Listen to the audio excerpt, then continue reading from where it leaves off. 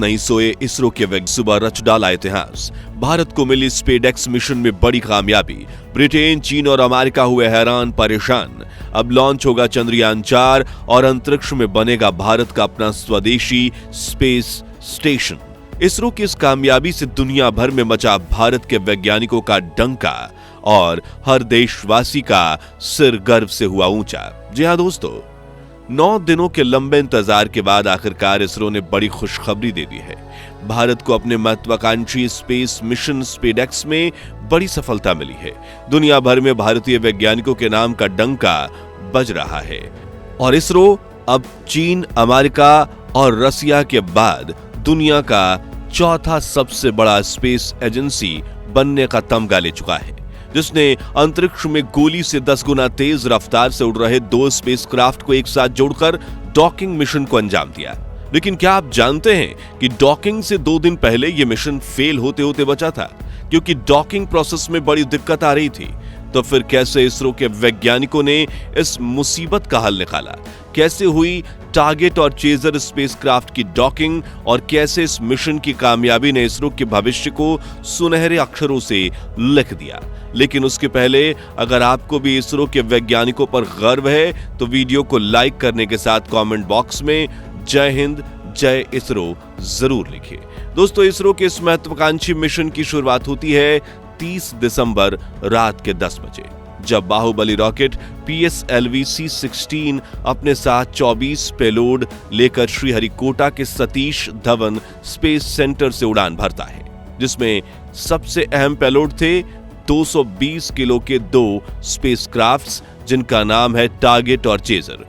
ये दोनों स्पेसक्राफ्ट इसरो के स्पेसएक्स मिशन के हिस्से हैं और इस मिशन का मेन ऑब्जेक्टिव था अंतरिक्ष में 28,000 किलोमीटर प्रति घंटे की रफ्तार से उड़ रहे दोनों स्पेसक्राफ्ट की डॉकिंग करना, यानी दोनों को एक दूसरे के साथ जोड़ना, फिर दोनों के फंक्शंस के एक साथ कंट्रोल करना और आखिर में अनडॉकिंग करना, यानी दोनों को फिर से एक दूसरे से अलग कर देना, जिसके लिए इसरो के वैज्ञानिकों ने सालों की मेहनत करके अपना डॉकिंग मैकेनिज्म बनाया था और इसे दोनों स्पेसक्राफ्ट में इंस्टॉल किया गया था। इन दोनों को एक ही रॉकेट के जरिए अंतरिक्ष में ले जाकर पृथ्वी की 470 किलोमीटर की ऑर्बिट में अलग अलग छोड़ दिया गया था और 7 जनवरी के दिन दोनों स्पेसक्राफ्ट्स की डॉकिंग की जानी थी।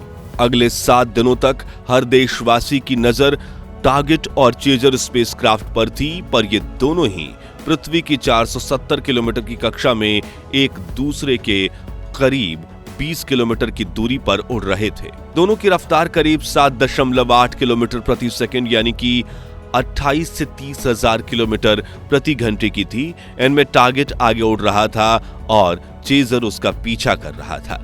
धीरे धीरे इसरो के वैज्ञानिकों ने चेजर की रफ्तार बढ़ाई और दोनों के बीच की दूरी पहले 18 किलोमीटर, फिर 15 किलोमीटर, फिर 5, 10, 2, 1 किलोमीटर तक कम हो गई और 7 जनवरी के दिन हम सभी स्पेसएक्स की डॉकिंग का इंतजार कर रहे थे। लेकिन तभी इसरो की तरफ से एक अपडेट मिला। वैज्ञानिकों ने हमें बताया कि हमने 7 जनवरी की डॉकिंग को पोस्टपोन करके 9 जनवरी कर दिया है, क्योंकि दोनों स्पेसक्राफ्ट की डॉकिंग के बीच एक सिनेरियो बना है, जिसे हम ग्राउंड टीम के साथ मिलकर सिमुलेशन पर वैलिडेट करने की जरूरत है, जिसके बाद ही हम इस क्रूशियल प्रोसेस को आगे बढ़ाएंगे। तब तक के लिए ये दोनों स्पेसक्राफ्ट खुद से निश्चित दूरी पर पृथ्वी के चक्कर काट रहे हैं। इस अपडेट ने भारतीयों के दिलों की धड़कन बढ़ा दी थी। हम सभी ऊपर वाले से यही दुआ कर रहे थे कि इसरो को इस मिशन में सफलता मिले और पूरी दुनिया को 9 जनवरी का इंतजार था। इसी बीच वैज्ञानिकों ने 8 जनवरी को अपडेट देते हुए कहा कि हम 9 जनवरी की सुबह लाइव डॉकिंग करने वाले हैं और यहीं से हमें संकेत मिल चुका था कि इसरो ने स्पेसएक्स की डॉकिंग मैकेनिज्म की प्रॉब्लम सॉल्व कर दी है और हम सभी बड़ी खुशखबरी का इंतजार कर रहे थे। और अब आपको बता दें कि इसरो ने स्पेसएक्स के टारगेट और चेजर दोनों स्पेसक्राफ्ट की डॉकिंग कर ली है और इस मिशन में बड़ी सफलता हासिल करके एक नया कीर्तिमान रच दिया है।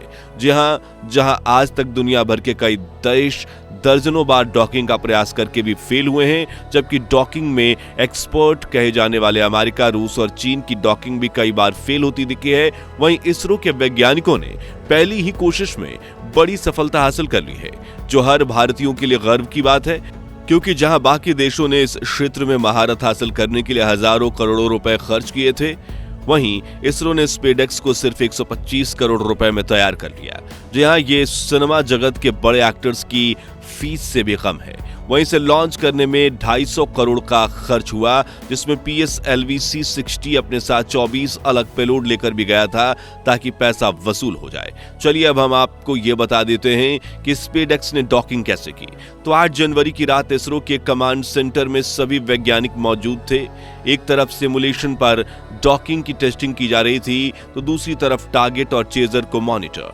वहीं कुछ वैज्ञानिक ग्राउंड से ही चेजर को कंट्रोल करके उसकी रफ्तार धीरे धीरे बढ़ा रहे थे, ताकि दोनों स्पेसक्राफ्ट के बीच का फासला पहले 1 किलोमीटर, फिर 500 मीटर, फिर 150 मीटर और आखिरकार 5 मीटर हो जाए। अगले दिन डॉकिंग के इस ऐतिहासिक क्षण को पूरे देश के साथ अनुभव करने के लिए इसरो ने इसका लाइव टेलीकास्ट शुरू किया और देखते ही देखते लाखों देशवासी इस लाइव स्ट्रीम का हिस्सा बनने लगे। फिर दोनों स्पेसक्राफ्ट एक दूसरे के पास बढ़ने लगे। हालांकि देखने वाले दर्शकों को इनकी रफ्तार एक जैसी दिख रही थी, क्योंकि दोनों 28,000 किलोमीटर की रफ्तार पर चल रहे थे, लेकिन दोनों की स्पीड थोड़ा सा डिफरेंस था, जिसमें दोनों के बीच की दूरी 10 मिलीमीटर प्रति सेकंड की रफ्तार से कम हो रही थी। पहले डिस्टेंस 1 मीटर था, फिर 500 मिलीमीटर हुआ, फिर 100 मिलीमीटर और इसरो ने अपना लो इंपैक्ट डॉकिंग मैकेनिज्म शुरू कर दिया। जहां काफी छोटी सैटेलाइट होने की वजह से इसमें काफी प्रिसिशन की जरूरत थी, क्योंकि एक भी गलती दोनों स्पेसक्राफ्ट को एक दूसरे से टकरा सकती थी। इसलिए इसमें 450 मिलीमीटर का 2 मोटर और 1 डिग्री ऑफ फ्रीडम वाला स्वदेशी फुल्ली एडवांस्ड डॉकिंग मैकेनिज्म लगा था, जिसने धीरे धीरे अपने हाथ या यूं कहें हुक्स बाहर निकाले और चेजर स्पेसक्राफ्ट ने पीछे से टारगेट स्पेसक्राफ्ट को पकड़ लिया। और इसी ऐतिहासिक हैंडशेक के बाद दोनों स्पेसक्राफ्ट के हुक्स लॉक हो गए और दोनों मिलकर स्पेडएक्स का एक बड़ा स्पेसक्राफ्ट बन गए।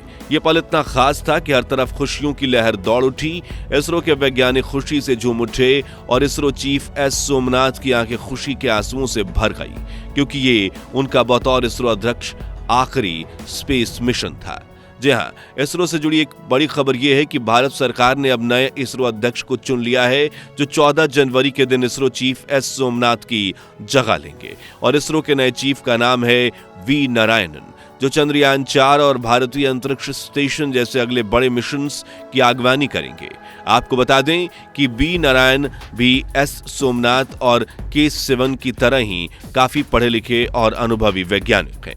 इन्होंने भारतीय अंतरिक्ष कार्यक्रम में लगभग 4 दशकों के अनुभव के साथ कई महत्वपूर्ण मिशन किए हैं। और वी नारायण वर्तमान में केरल के वालियावाला क्षेत्र से आते हैं और लिक्विड प्रोपल्शन सिस्टम सेंटर के निर्देशक के रूप में कार्यरत हैं।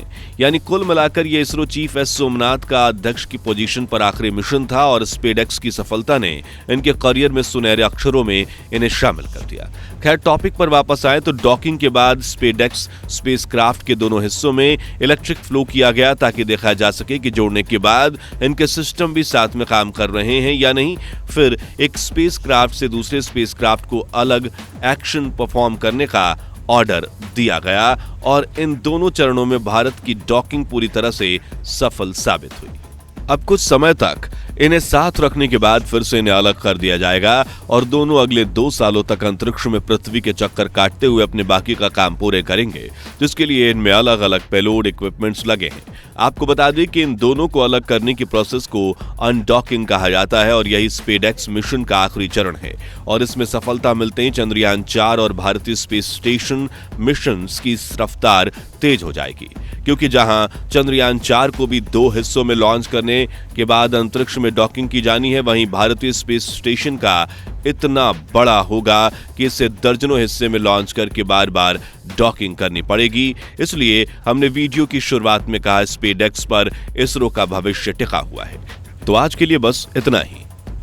आप कमेंट बॉक्स में इसरो और भारतीय वैज्ञानिकों की तारीफ में इस कमेंट बॉक्स को भर दीजिए, ताकि उन्हें भी यकीन हो कि भारत उनके साथ है। ये वीडियो पसंद आया हो तो इसे लाइक और शेयर जरूर कीजिए और ऐसी ही दिलचस्प वीडियोस के लिए हमारे चैनल को सब्सक्राइब करके पास वाली घंटी जरूर बजा दीजिए। जय हिंद, जय भारत।